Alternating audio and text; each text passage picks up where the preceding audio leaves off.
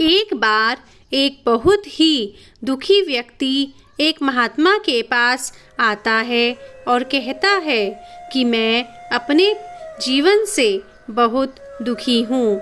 मैं अपने परिवार को भी खुश नहीं रख सकता। मैं कुछ नहीं कर पा रहा हूँ। कभी कभी तो मुझे अपनी ज़िंदगी को ख़त्म कर देने के भी ख्याल आते हैं। आप इतनी साधनाएं करते हैं, तपस्या करते हैं, क्या आप मुझे कोई मार्ग बता सकते हैं जिससे मैं बुरे वक्त से बाहर आ सकूं? मेरा बहुत बुरा समय चल रहा है। 2 वक्त की रोटी का इंतज़ाम करना भी बहुत मुश्किल हो गया है। अब आप ही बताइए कि ऐसे वक्त में मैं ज़िंदा रहूं भी तो कैसे रहूं? कैसे अपने परिवार को खुश रखूं? कृपा करके कोई आसान सा तरीका बताइए ताकि मैं आसानी से समझ सकूं, क्योंकि मैं बहुत ज़्यादा पढ़ा लिखा नहीं हूँ। यह सुन महात्मा ने मुस्कुराते हुए कहा कि क्या तुम मेरा एक काम कर सकते हो? उन्होंने सामने की तरफ इशारा करते हुए कहा कि उस ऊंची पहाड़ी पर एक मंदिर है और उस मंदिर के पास चींटियों का घर है, जहाँ पर हजारों चींटियाँ रहती हैं। वे चींटियाँ उस मंदिर की ज़मीन को खराब कर देती हैं, उस मंदिर की उपजाऊ शक्ति को खत्म कर देती हैं, जिस कारण वहाँ कोई भी पेड़ या घास पनप नहीं पाती है। तुम यह एक काम कर दो, उसके बाद मैं तुम्हें तुम्हारे सवालों के जवाब दूंगा। तुम 7 दिन तक रोज़ उस पहाड़ी पर जाओ और उन चींटियों के घर को तहस नहस कर दो, पर याद रहे कि कोई भी चींटी मरनी नहीं चाहिए। इस बात को समझने का प्रयास करते हुए वह युवक वहाँ से चला गया। शायद उसको कुछ समझ में नहीं आया था कि ऐसा क्यों करना है। वह तो उन चींटियों पर अन्याय कर रहे हैं, उनको नुकसान पहुंचा रहे हैं। आखिर कौन महात्मा ऐसा करेगा? लेकिन फिर भी महात्मा की बात मानते हुए वह पहाड़ी पर जाना शुरू कर देता है।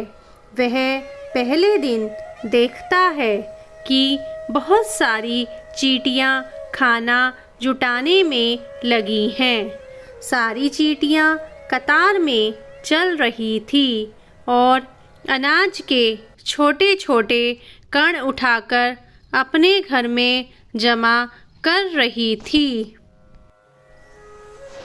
यह देखकर पहले तो युवक का मन कमज़ोर पड़ गया। उसने सोचा कि इतनी मेहनत करके अपना घर भर रही हैं और मैं इनका घर तोड़ दूंगा तो इन्हें कितना बुरा लगेगा। लेकिन फिर उसने महात्मा की बात याद करते हुए घर तोड़ना शुरू कर दिया। चींटियाँ इधर उधर दौड़ने लगी। अभी तक तो कतार में चल रही थी, अब अपनी जान बचाने के लिए इधर उधर भागने लगी। यह सब करने के बाद युवक दुखी मन से अपने घर वापस लौट आया। उसका मन परेशान था, दुखी था और पश्चाताप से भरा हुआ था। फिर उसने सोचा कि अब तो चींटियों का घर तबाह हो चुका है, तो अगले दिन जाने से क्या फायदा होगा। लेकिन कुछ सोचकर उसने अगले दिन फिर से पहाड़ी पर जाने का निश्चय किया। अगले दिन सुबह वह फिर से पहाड़ी पर पहुंचता है और यह देखकर चौंक जाता है कि चींटियों ने वापस उसी जगह पर फिर से घर बना लिया था और वो फिर से अपने घर के लिए सामान इकट्ठा करने में जुटी थी। उस व्यक्ति ने सोचा कि ये चींटियाँ कितनी मूर्ख हैं कि इनको पता है कि कल इसी जगह पर इनका घर टूटा था और उन्होंने वापस यहीं पर दोबारा घर बना लिया है। और उस व्यक्ति ने महात्मा की बात याद करते हुए फिर से घर तोड़ना शुरू कर दिया। फिर से चींटियों में हलचल मच गई और चींटियां अपनी जान बचाने के लिए इधर उधर भागने लगी और उसने अच्छी तरह से घर नष्ट कर दिया और उस पर ठंडा पानी भी डाल दिया, जिससे चींटियां वापस उसी स्थान पर अपना घर ना बना सके। और इस तरह अपना काम करके वह युवक अपने घर वापस लौट आया। अगले दिन सुबह उठकर वह वापस उसी पहाड़ी की तरफ उस स्थान पर जाता है जहां उसने चींटियों का घर तहस नहस किया था और वह यह देखकर खुश हो जाता है कि वहां पर कोई घर नहीं था। सारी चींटियां वहां से जा चुकी थी। अब उसने सोचा कि अब आने का कोई मतलब नहीं है, पर महात्मा ने उसे 7 दिन आने के लिए बोला था, पर अभी तो 4 ही दिन हुए थे। तो उसने सोचा कि अब आने का कोई प्रयोजन नहीं है और उसने निश्चय किया कि अब वह सीधा महात्मा के पास जाएगा।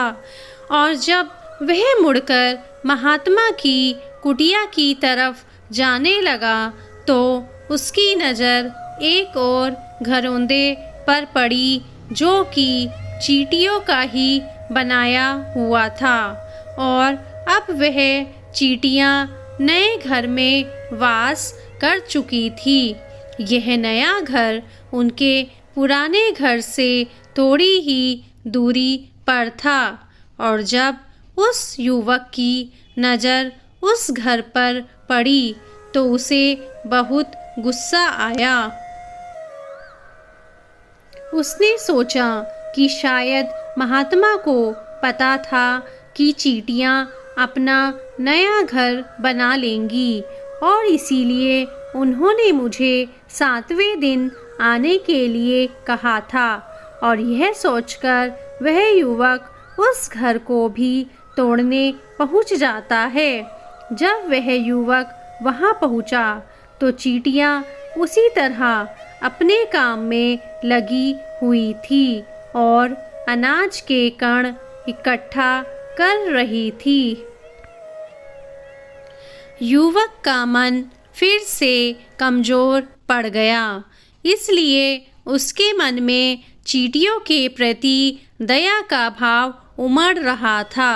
वह चाहता था कि वह उनकी मदद करे, क्योंकि वह खुद किस्मत का मारा हुआ था। पर उन महात्मा की बात को याद करते हुए उसने घर को फिर से तोड़ने का निश्चय किया और इस बार भी बिना किसी चींटी को नुकसान पहुंचाए सावधानी से घर को तोड़ना शुरू कर दिया। वक्त थोड़ा ज़्यादा लगा, क्योंकि किसी चींटी को नुकसान ना पहुंचाने की शर्त महात्मा ने पहले ही रखी थी। इस बार वह पहले से भी ज़्यादा दुखी था, क्योंकि उसने चींटियों का नया घर भी तोड़ दिया था और वह अपने आप को शैतान या दानव समझने लगा था। लेकिन फिर भी महात्मा की बात को मानते हुए वह दुखी मन से घर आ गया। रात में सोने से पहले उसने सोचा कि मैं कितना बड़ा शैतान या दानव हूँ। पुराना घर तो छोड़ो, मैंने नया घर भी तोड़ दिया है। मैं उन चींटियों को कहीं बसने की जगह ही नहीं दे रहा हूँ। वो चींटियाँ मेरे बारे में क्या सोचती होंगी, कितना दुत्कारती होंगी। लेकिन अगले दिन उसने फिर जाने का निश्चय किया और सुबह सुबह उस पहाड़ी पर पहुंच गया। चींटियाँ पहले से भी ज़्यादा ऊर्जा से काम कर रही थी और उन्होंने एक रात में पहले से भी बड़ा घर बना लिया था और वो फिर से अनाज इकट्ठा कर रही थी। यह देखकर उस युवक ने सोचा कि ये चींटियाँ किस मिट्टी की बनी हुई हैं। मैं इनको इतनी बार भगाने की कोशिश कर रहा हूँ और ये वहीं पर अपना घर बना लेती हैं। ये चींटी दिखने में इतनी छोटी है, लेकिन ये मुझसे हार नहीं मान रही हैं। और इस बार उसने गुस्से में उस घर को तहस नहस करना शुरू कर दिया। लेकिन इस बार तहस नहस करते हुए कुछ चींटियाँ मर गई, उसके पैरों तले कुचल गई। कुचलने के बाद जब वो अपने अहंकार से बाहर आया तो उसने देखा कि गुस्से में उसने चींटियों को कितनी क्षति पहुंचा दी है। उसका मन पश्चाताप से भर गया और वह रोते हुए अपने घर की तरफ बढ़ गया। रात में सोते वक्त उसने सोचा कि मैं उन चींटियों पर बहुत अत्याचार कर रहा हूँ। अब इससे ज़्यादा अत्याचार मैं नहीं कर पाऊँगा। और यही सोचकर अगले दिन वह उन चींटियों के लिए अपने घर से थोड़ा सा आटा लेकर आया। आज उसके मन में चींटियों के प्रति श्रद्धा का भाव था। आज वह उनकी मदद करना चाहता था। और जब वह वहाँ पहुँचा तो चींटियाँ फिर से अपना नया घर बनाने में जुटी हुई थी। उसने बड़ी ही करुणा के साथ उन चींटियों को अपना लाया हुआ आटा खिलाया और अगले दिन 3 दिनों तक वह ऐसा ही करता रहा। 7 दिन के बाद वह युवक उन महात्मा के पास पहुंचकर हाथ जोड़कर बोलता है कि महात्मा जी, मुझे माफ़ कर देना। मैंने उन चींटियों का घर तबाह करने की बहुत कोशिश की, लेकिन मैं हार गया। मैं उनके घर को नहीं तोड़ पाया। मुझे पता है कि अब आप मुझे मेरी समस्या से बाहर आने के तरीके नहीं बताएंगे, पर मुझे इसका कोई खेद नहीं है और मुझे लगता है जो मैंने किया सही था। अब मैं आपकी आज्ञा से वापस जाना चाहता हूँ। यह सुनकर महात्मा ने मुस्कुराते हुए कहा, थोड़ी देर ठहर जाओ, फिर चले जाना। महात्मा उससे पूछते हैं कि क्या हुआ, आखिर तुम उन चींटियों का घर तबाह क्यों नहीं कर पाए? वो चींटियाँ तो इतनी छोटी छोटी हैं और तुम इतने बड़े, फिर भी तुम उन चींटियों का घर तबाह क्यों नहीं कर पाए? इस पर युवक ने कहा, महात्मा, मैंने चींटियों का घर तबाह किया था और बार बार किया था। एक बार तो अपने गुस्से में मैंने चींटियों को हानि भी पहुंचा दी। लेकिन जिस दिन मैंने हानि पहुंचाई, उस दिन मुझे लगा कि मैं कितना बुरा इंसान हूँ और फिर मैंने उनकी सहायता करनी शुरू कर दी।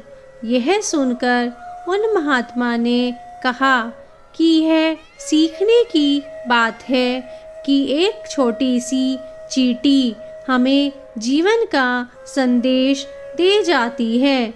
मैंने तुम्हें उन चींटियों का घर तबाह करने के लिए नहीं भेजा था, मैंने तुम्हें भेजा था ताकि तुम उन चींटियों से कुछ सीख ले सको। तुम्हें उन चींटियों से क्या सीख मिली, क्या तुम मुझे बता सकते हो? यह सुनकर युवक ने पूरी कहानी बयान कर दी। बेटा, पहली सीख तो तुम्हें यह मिल जाती है कि तुमने कितनी बार इन चींटियों का घर तबाह करने की कोशिश की, लेकिन वो हर बार नया घर बना लेती थी। उन्होंने कभी हार नहीं मानी।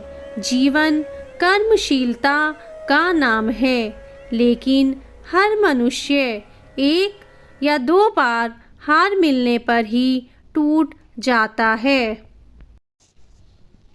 और फिर प्रयास ही नहीं करते। और कुछ लोग तो जीवन खत्म करने पर ही उतारू हो जाते हैं।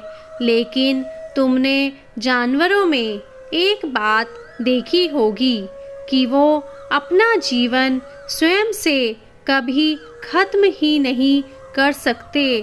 तुमने कभी सुना है कि किसी जानवर ने आत्महत्या कर ली, चाहे वे जानवर कितना भी भूखा क्यों ना हो, कितना ही दुखी क्यों ना हो, लेकिन वह जीवन भर संघर्ष करता रहता है। लेकिन वहीं पर दूसरी तरफ मनुष्य एक या दो बार हताश होने पर ही अपना जीवन खत्म कर देते हैं। जीवन तो कर्मशीलता है, इसीलिए मृत्यु से पहले कर्म करना कभी मत छोड़ना, क्योंकि मृत्यु के बाद तो तुम परम विश्राम में चले जाओगे। तो उससे पहले कर्म करना क्यों छोड़ रहे हो? कोशिश करो, और कोशिश करने वालों की कभी हार नहीं होती। यह तुम उन चींटियों से सीख ही चुके हो।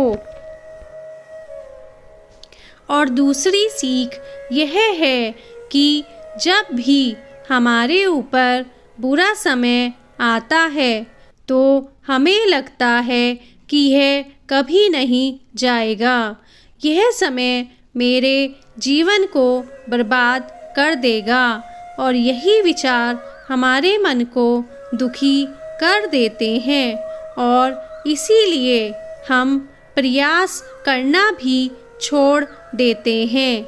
लेकिन तुम खुद सोचो कि प्रकृति हमें कब तक क्षति पहुंचाएगी।